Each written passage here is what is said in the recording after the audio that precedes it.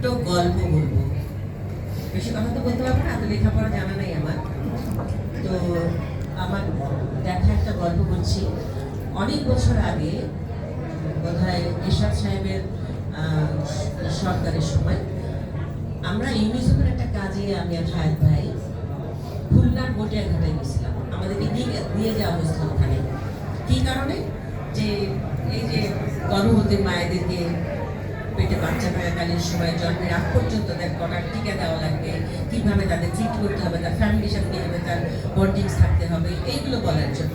তো যাই হোক, আমরা যে কোনো রকমে গেলাম, অনেক কষ্ট করে, রাস্তা ছিল না, এখন তো বলে অনেক ভালো রাস্তা।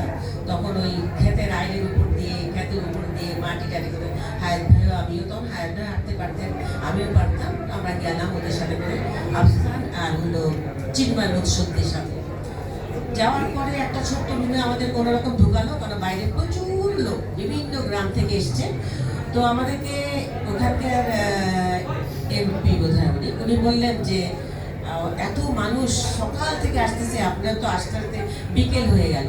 তো যাই হোক, আমাদের বসায় রাখলাম না, ছোট্ট একটা রুমে বসে থাকলাম। কিছুক্ষণ পরে আমাদের কোনো রকম ধরে টরে নিয়ে মঞ্চে উঠানোর পরে হাত ভেড়া আমি বসলাম। লোকজনে গাও গাও গাও, বাচ্চা কাচ্চা কোলে নিয়ে আসছে অনেকেই, বিভিন্ন রকমের মানুষ, লুঙ্গি পরা লোক, ভালো লোক, সব অনেক রকমের, গ্রামের মানুষ তো সব। তো কাউ কাউ কাউ কথাই শুনছে না। তো উনি ভদ্রলোক উঠে দাঁড়ালেন, দাঁড়িয়ে অনেক কথা বলছেন, এখান থেকে আসছেন, এরকম নাম ধাম, এই কারণে কোনো কথাই শুনছে না, কোনো কথা শোনাও যাচ্ছিল না কাউ কাউ ঠেলায়।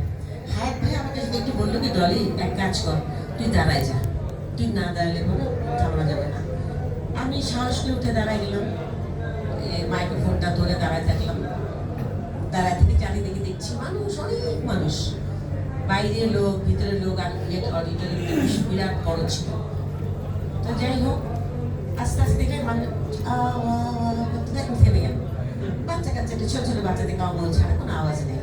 পরে আমি একটু হেসে বললাম যে আমরা অনেক দূর থেকে এসেছি, ঢাকা থেকে এসেছি, এবং এই রাস্তা এই অবস্থা আসলাম, এত কথা বললাম, এসে কথা আমাদের কথা আমরা বললাম, হায়াত ভাইয়ের কথা বললেন। ভদ্রলোকরা দাঁড়িয়ে বললেন কি যে না, ভদ্রলোক আর কিছু বললেন না, যে আমার এখানে কথা বলার শোভা পায় না, আপনারা তো বললেন যা বলা, যেটা দরকার, যে জন্য আসছে, তো চলেন, শেষ কথা। আমাদেরকে নিয়ে রুমে ঢুকালেন। ভদ্রলোক কিছুক্ষণ আমাদের দুজনের দিকে তাকিয়ে থেকে বললেন কি, আজকে একটা জিনিস প্রমাণ হয়ে গেল, আমরা যতই লোকজনের মধ্যে থাকি, মানুষকে ভালোবাসার ভাব দেখাই, এত কিছু করি, কোনো কিছুর মূল্য নাই। আপনাদের শিল্পীদের যা মূল্য এই সমাজে, এই দেশে, আজকে বুঝলাম। এই আপনাদের দুটো কথা শোনার জন্যে মানুষ এরকম সব সকাল থেকে লোকজন আসছে, কত দূর দূরান্ত থেকে এসছে, এবং এই যে কষ্ট করে খাওয়া না দাওয়া না বসে থাকলাম। আমরা গেছি বিকাল 3:30 প্রায় বেজে যাবে, রাস্তা অনেক দূর, বটিয়া ঘাটা একটা জায়গা ওইখানে। তো সেই কথাটা বলতে যে আমি আজকে একটা কথা বলবো এখানে, এই যে বিভাজনের কথাটা এসছে আমাদের দেশে।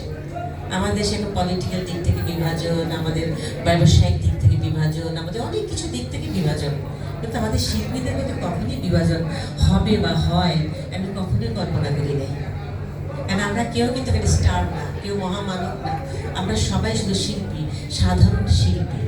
আজকে যদি আমরা সবাই একসাথে থাকি, আমরা যদি শিল্পী হিসাবে আমাদের প্রতিষ্ঠান, আমাদের পরিচিত এই জায়গা আমরা যদি ব্যবহার করি, আমরা যে কোনো জায়গায় যে আমরা মাথা উঁচু করে দাঁড়াতে পারবো। আমি জানি কোনো বিভাজন, কোনো এই দেশের কোনো বিভাজন আমাদেরকে আলাদা করতে পারবে না। আমরা সবাই এক, আমরা স্টার মহামানব বলে কেউ নেই, আমরা সাধারণ শিল্পী, আমরা একজন আরেকজনের জন্য এগিয়ে যাব। এবং আমাদেরকে কিন্তু এই সংগঠন কিন্তু আমাদের শিল্পী বানায়নি, শিল্পী কিন্তু আমরা আমাদের মতো হাওয়াতে, বাংলাদেশে কোনো শিক্ষা প্রতিষ্ঠান নেই শিল্পী হওয়ার মতো। আমরা নিজেরা শুধু এই সাহায্য পেয়ে পেয়ে আমরা আজকে, সাহায্য বলতে মানে সাপোর্ট পেয়ে পেয়ে আমরা আজকে শিল্পী হয়েছি, এক একজনের পরিচিতি। কিন্তু আমাদেরকে ধরে রাখার দায়িত্ব আমাদের শিল্পী সংগঠনের। আমরা এটাকে ধরে রেখে আমরা সবাই বাঁচতে চাই, ভালো থাকতে চাই, একজন আরেকজনের জন্য পাশাপাশি থাকতে চাই। আমাদের মধ্যে যেন কোনোদিন এই বিভাজন শব্দটা না আসে। আমরা সবাই সবাইকে ভালোবাসি, সবাই সবাইকে সম্মান দিই। ধন্যবাদ।